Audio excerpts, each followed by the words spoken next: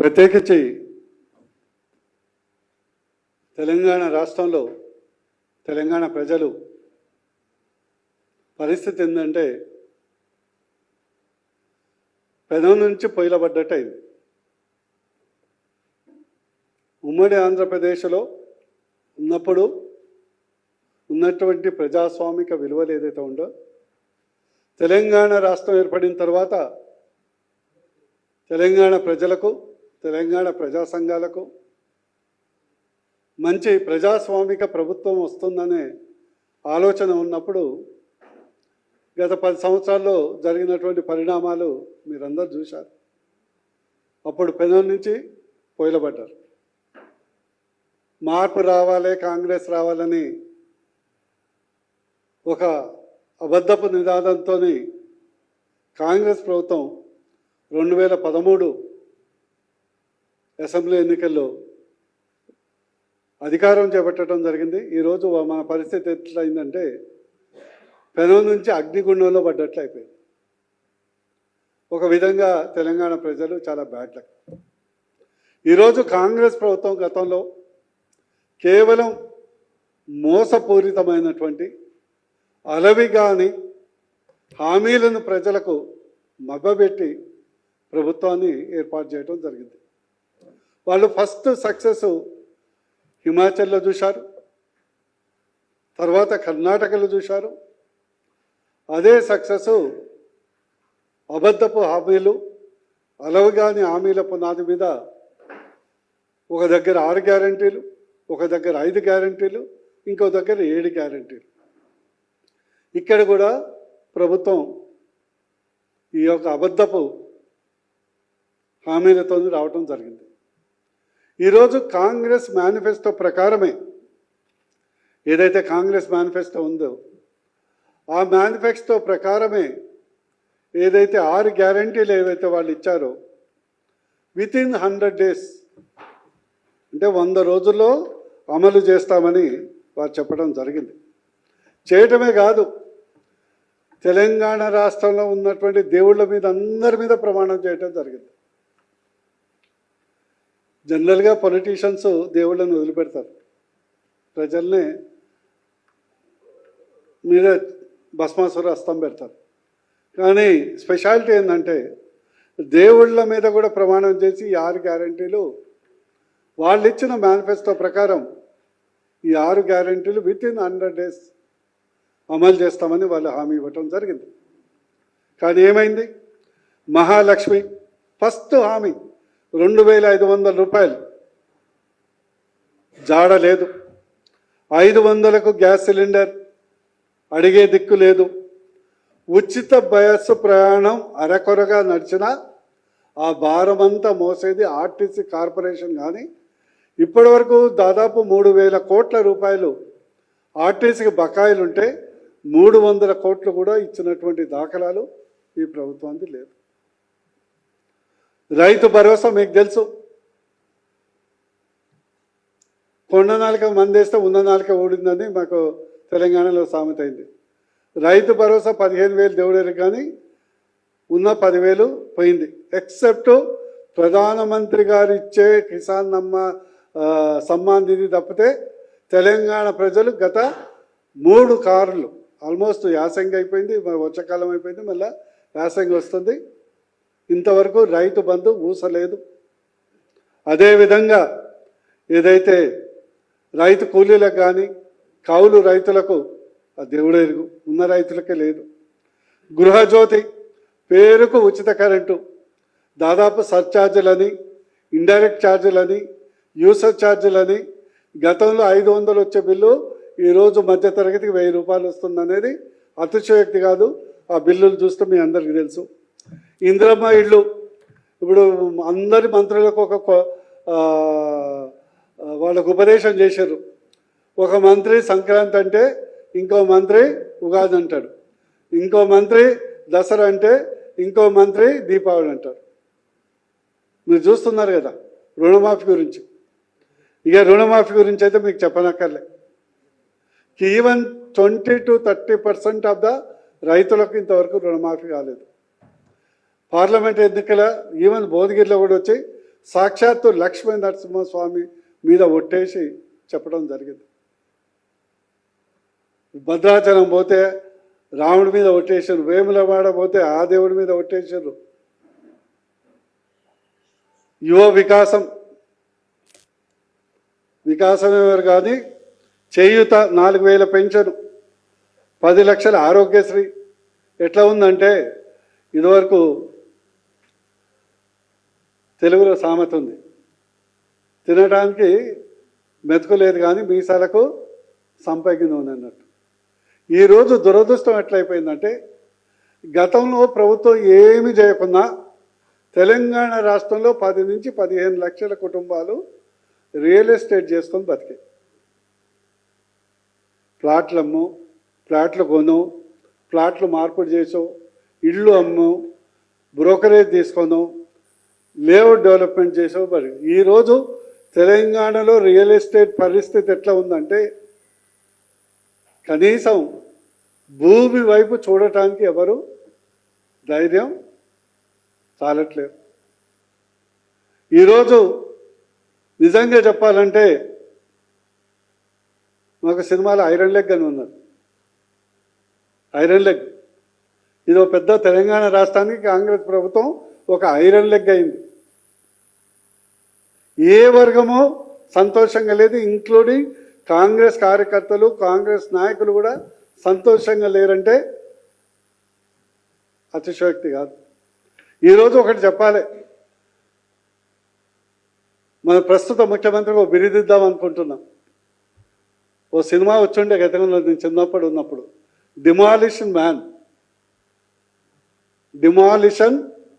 Man, తెలుగులో కూల్చే వ్యక్తి, demolition man. ఎక్కడ కనిపిస్తే అక్కడ కూల్చుడు. రోజుకు 4 ఇళ్ళు కూర్చుంది, నిద్రపోదు. కూల్చుడే లక్ష్యం, కూల్చుడే డెవలప్మెంట్గా పెట్టుకోవటం జరిగింది. ఈరోజు బీజేపీని చూస్తే పార్లమెంట్ ఎన్నికల తర్వాత 4 రాష్ట్రాల్లో ఎన్నికలు జరిగాయి. 4 రాష్ట్రాలు. హర్యానాలో ఖచ్చితంగా బీజేపీ ఓడిపోతుందంటే ఎప్పుడూ లేనటువంటి మెజార్టీతో ప్రజలు గెలిపించారు. ఆల్మోస్ట్ 50+ ఓట్ షేర్తో. మహారాష్ట్రలో బీజేపీ పరిస్థితి అటు ఇటుగా ఉందని చాలామంది ఊహించరు. ఏ ఎగ్జిట్ పోల్స్ కానీ ఏ పోల్స్కి అందనంత ఈరోజు ఆల్మోస్ట్ బీజేపీ ఎలోన్ 134 సీట్స్ స్వతహాగా ప్రభుత్వం ఏర్పాటు చేసుకునే కెపాసిటీ అంతా ఈరోజు బీజేపీ ప్రభుత్వం గెలవటం జరిగింది. జార్ఖండ్లో ఓడిపోయినా కూడా ఓట్ల శాతం పెరిగింది. గతంలో జార్ఖండ్ మా ప్రభుత్వం లేదు. అదే జమ్మూ కాశ్మీర్లో కూడా ఓటు శాతం పెరిగింది, సీట్లు పెరిగాయి.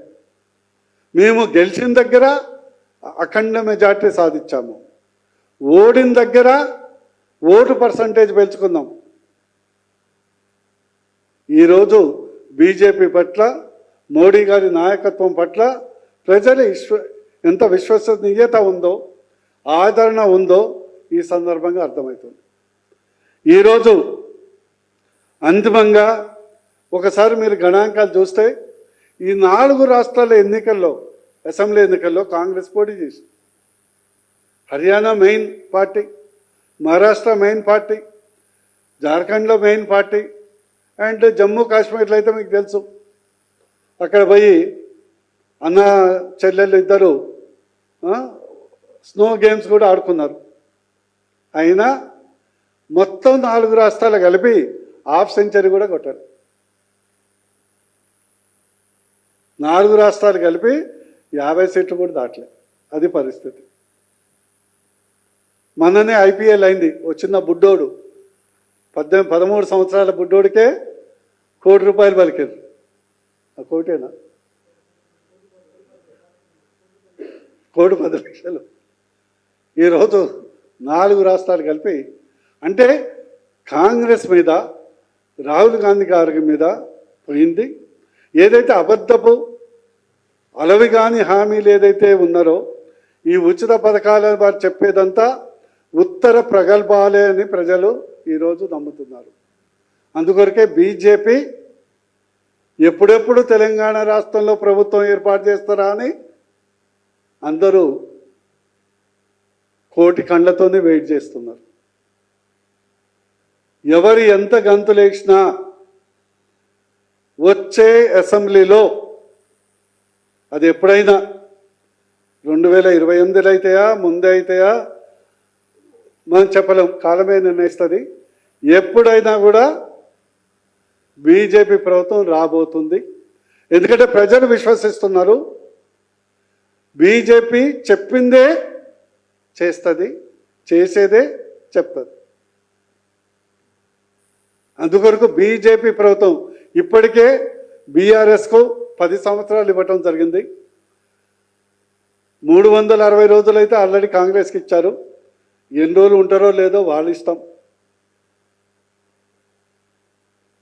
కానీ వచ్చే ప్రభుత్వం 100% బీజేపీ ప్రభుత్వం రాబోతుంది. అందులో బీజేపీ ప్రభుత్వం వస్తేనే తెలంగాణ రాష్ట్రం అన్ని రంగాల్లో అభివృద్ధి చెందటమే కాకుండా ఈరోజు ఒకవేళ కేంద్ర ప్రభుత్వం ఎప్పుడైతే సెకండ్ క్యాపిటల్ డిసైడ్ చేస్తుందో అప్పుడు 100% హైదరాబాదు తెలంగాణనే నెంబర్ 1 స్పాట్లో ఉంటుంది. అన్ని రంగాల్లో అభివృద్ధి కావాలంటే బీజేపీ వస్తేనే సాధ్యమవుతుంది. ఈ సందర్భంగా కాంగ్రెస్ ప్రభుత్వాన్ని నేను డిమాండ్ చేస్తున్నాం. బీజేపీ తరఫున మీరు ఏదైతే సోషో ఎకనామిక్ క్యాస్ట్ సెన్సస్ చేస్తున్నారో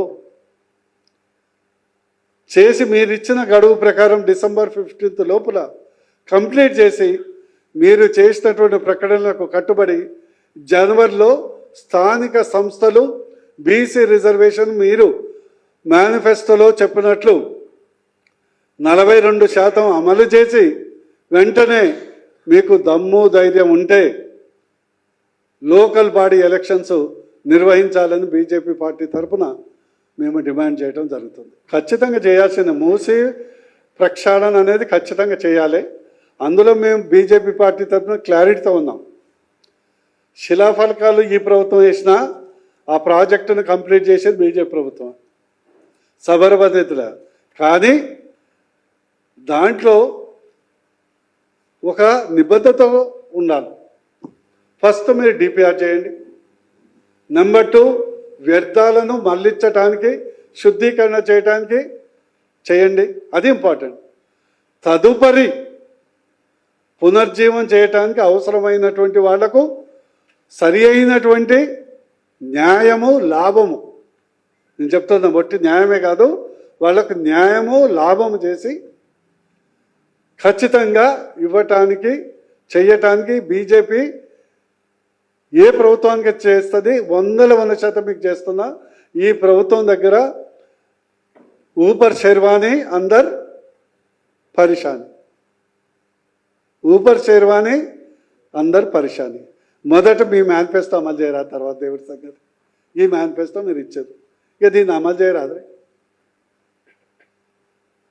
1,50,000 కోట్లు ఉండే. ఈరోజు ఒక మంత్రి దగ్గర పోయి చిన్నది పని ఉంటే ఇచ్చాడు, డాక్టర్ సాబ్ పైసలు మాత్రం అడగొద్దు, 1,00,000 కాదు 1,00,000 పైసలు కూడా మా దగ్గర లేవని.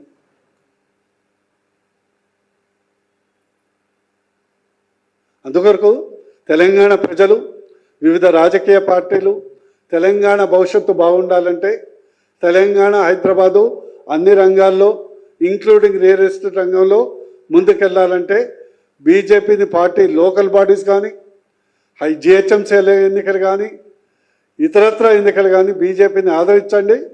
డబుల్ ఇంజన్ గవర్నమెంట్ ఇక్కడ వచ్చినప్పుడే, మోడీ అమిత్ షా గారి నాయకత్వంతో ఇక్కడ ప్రభుత్వం ఏర్పడినప్పుడే అద్భుతంగా అనుకోకుండా రాష్ట్రంగా ఈ రాష్ట్రం ముందుకెళ్తుందని మీ ద్వారా ప్రజలకు విజ్ఞప్తి చేస్తాం.